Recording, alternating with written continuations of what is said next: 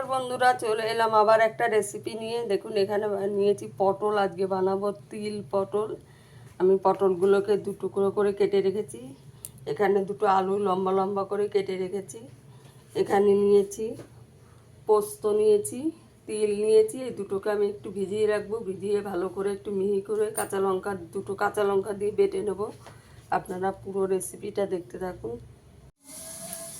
দেখুন বন্ধুরা, আমার পটলটা ভাজা হয়ে গেছে, ভালো করে লাল লাল করে ভেজে নিয়েছি। পটলগুলো তুলে নেবো সব। এবার তেলে আমি একটু কালো জিরে দিয়ে দেবো। আমি এখানে 3-4 কোয়া রসুন একটু থেতো করে রেখেছি, দিয়ে দেবো। বন্ধুরা, আমার ভিডিওটা যদি ভালো লাগে লাইক করবেন, শেয়ার করবেন, চ্যানেলটিকে সাবস্ক্রাইব করে দেবেন। ফেসবুক পেজ থেকে দেখলে পেজটাকে ফলো করে দেবেন, ইউটিউব থেকে দেখলে চ্যানেলটিকে সাবস্ক্রাইব করে দেবেন। এখানে একটা পেঁয়াজ কুচি করে রেখেছি, দিয়ে দেবো। পেঁয়াজটাকে একটু লাল লাল করে ভেজে নেবো।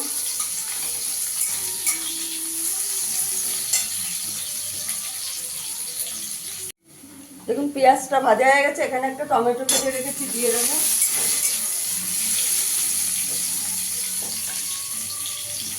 নুন দিয়ে দেবো।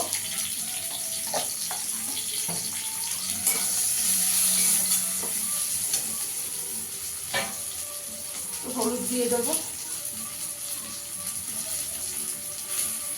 কাশ্মীরি লঙ্কার গুঁড়ো দিয়ে দেবো।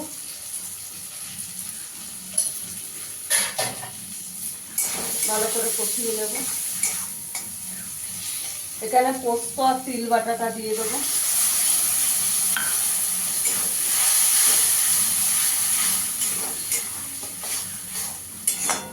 আলুটা দিয়ে দেবো আগে।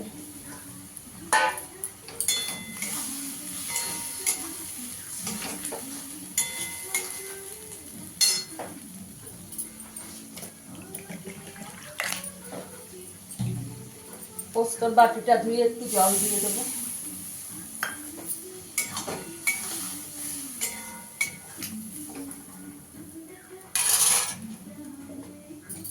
এক চামচ চিনি দিয়ে দেবো।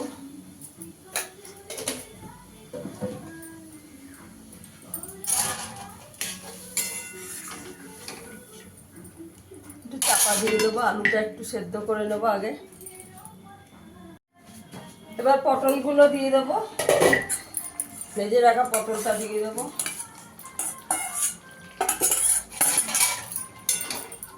পটলটা দিয়ে ভালো করে মিশিয়ে নেব।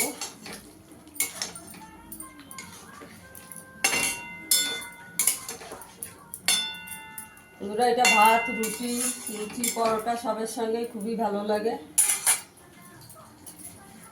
অল্প করে একটু জল দিয়ে দেবো।